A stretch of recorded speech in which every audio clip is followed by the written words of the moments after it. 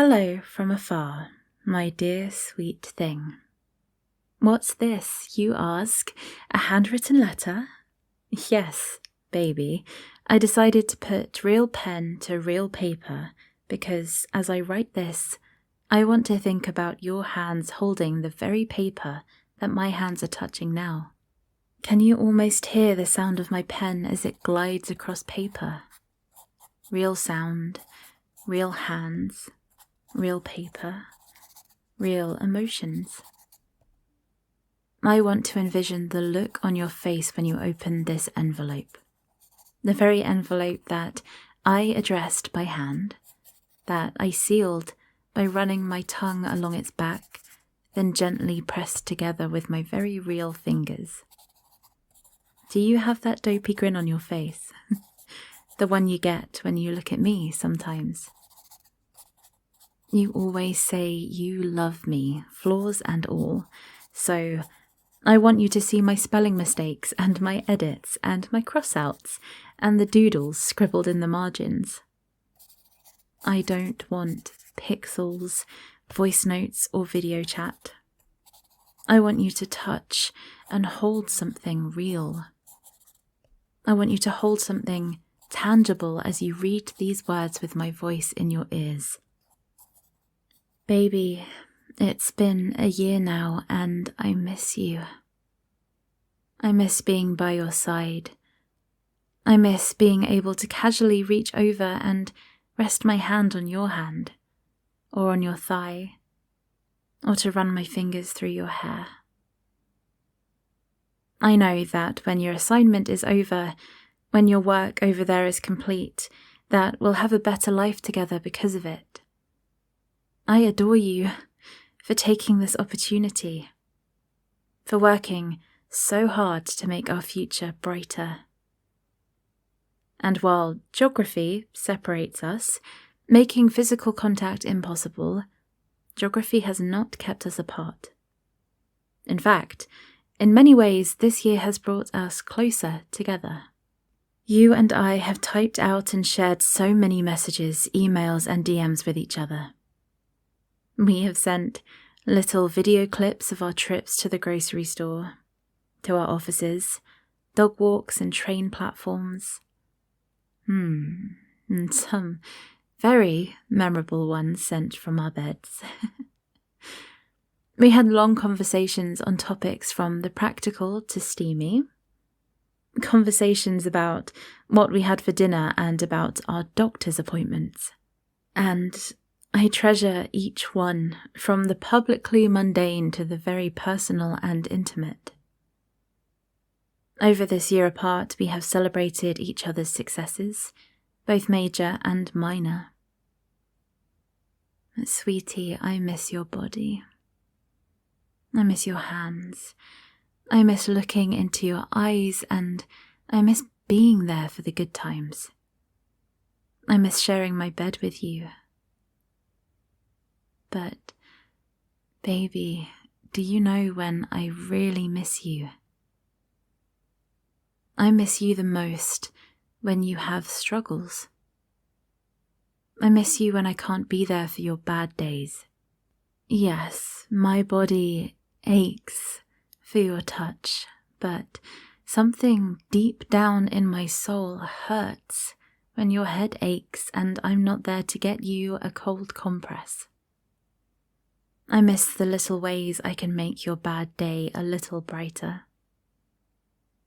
Touch has always been part of our love language, and it hurts me when I can't use that language to rub the tension away from your shoulders. Do you remember how good it feels when you would place your hand, facing up, in both of my hands? Do you remember how I would use my thumbs to press into your palms and rub the stress away? Do you remember the soothing feeling you get when I massage your hands from wrist to thumb and each finger from index to pinky? I remember.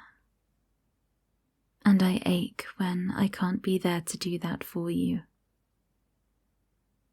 It hurts when you call me late at night and go over your schedule.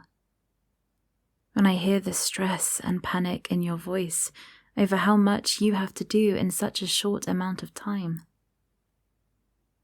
It's then that I most want to wrap my arms around you and wordlessly give you my love. I know my hands and arms can't solve your problems, but, baby, I wish I could simply hold you when you tell me about them. I ache when I think about you coming home from a bad day to your little, empty, quiet apartment. And you know the feeling. I know you do. I know you miss me. I know you love me. I know you love doing the little things that make my life better. I remember one day, years ago, when you sent a text telling me you were leaving your office and heading home. You asked if I needed anything, and I was, at first, very reluctant to say yes.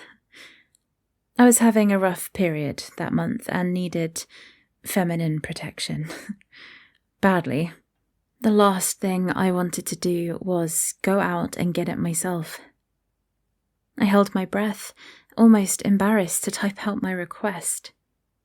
Your response came back quickly. Sure, no problem. Just send me a picture of what you need and I'll stop and get it for you.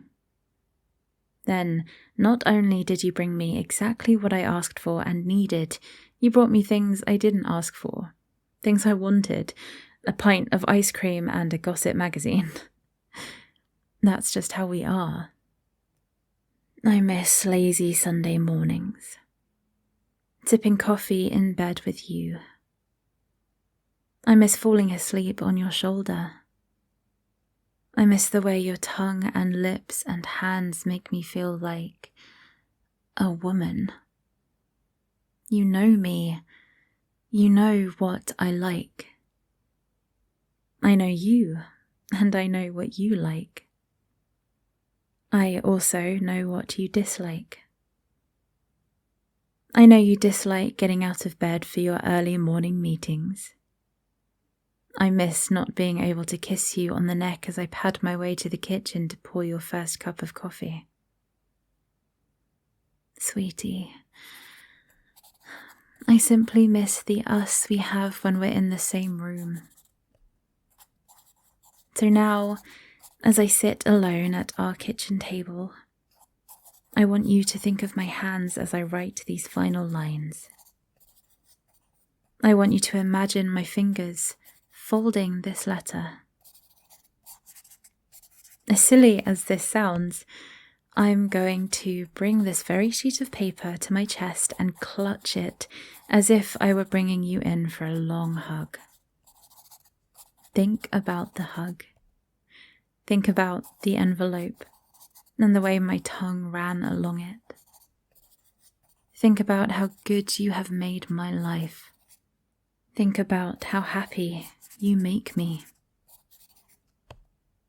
And as you hold this letter in your hands, hold it with the knowledge that I love you deeply. Hold it with the knowledge that I always will. Your girl then, your girl now, your girl always. B.